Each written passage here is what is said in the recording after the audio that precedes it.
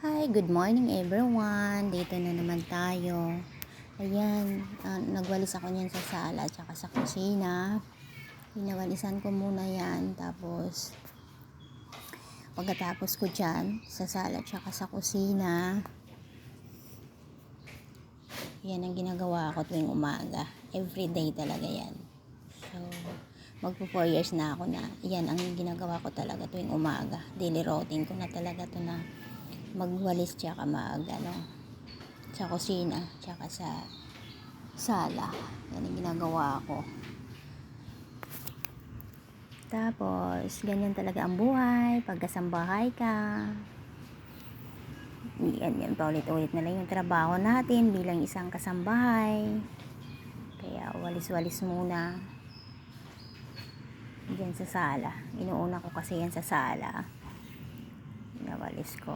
Tapos pagkatapos ko dyan sa sala, sa kusina na ako nyan. Yan ang ginagawa ko. Walis-walis muna. Hindi ko lang binidyoan yung sa kusina kasi masyadong mahaba na pag binidyo ko pa lahat. Pag binidyo ko pa kung paano ko ginagawa. So, pinatay ko muna yan kasi pag i-video ko talaga ng tapusin ko lahat ng long video na. So, baka mainis na kayo sa pagmumukha ko. Charot. So, yan. Pinapakita ko sa inyo. Yan yung sala nila ni ate. Yan yung nila. So, ito naman yung kusina. Dining table nila yan. Ito yung kusina.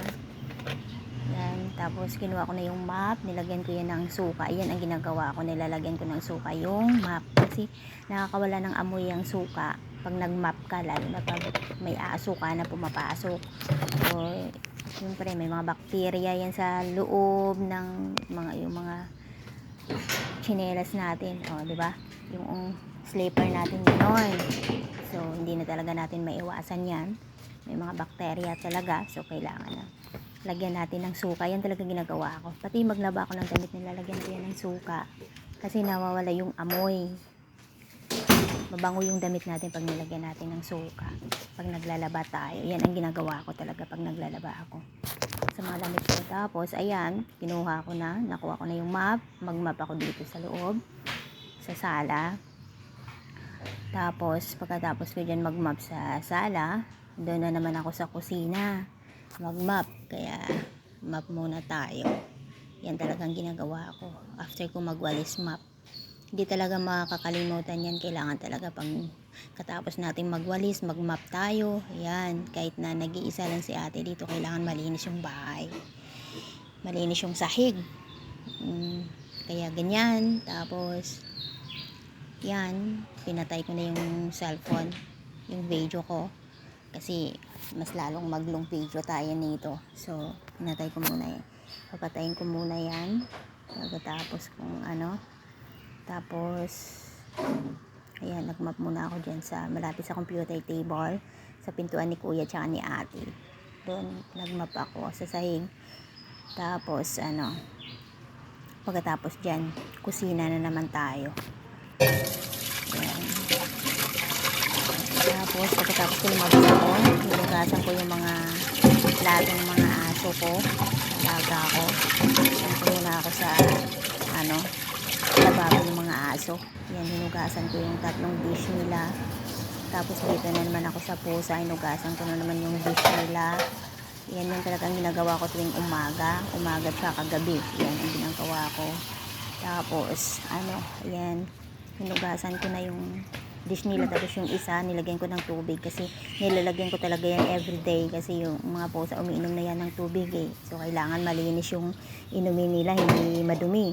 So, yan, everyday talaga yan pinapalitan ng tubig kasi nauubos din naman nila, hindi nga abot ng isang araw nauubos nila yung tubig. Kasi 3 sila yung umiinom. So, si Zomi malakas uminom ng tubig. Kaya, nilalagyan ko talaga yan ng tubig, yung dish na isa. Ayan, hinuhugasan ko muna yung dish nila. Tapos,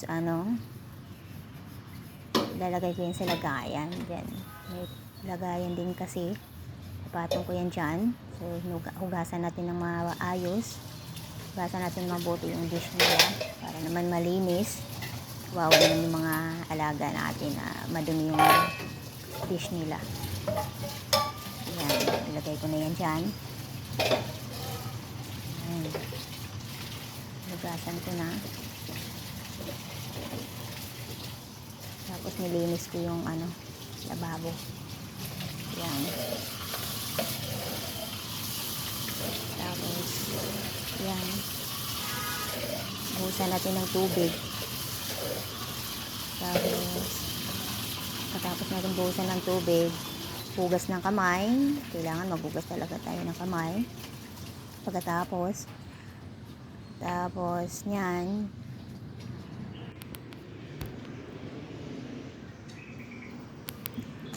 kumain na muna ako kasi nakaramdam ako ng gutom. So, kumain muna ako ng breakfast ko.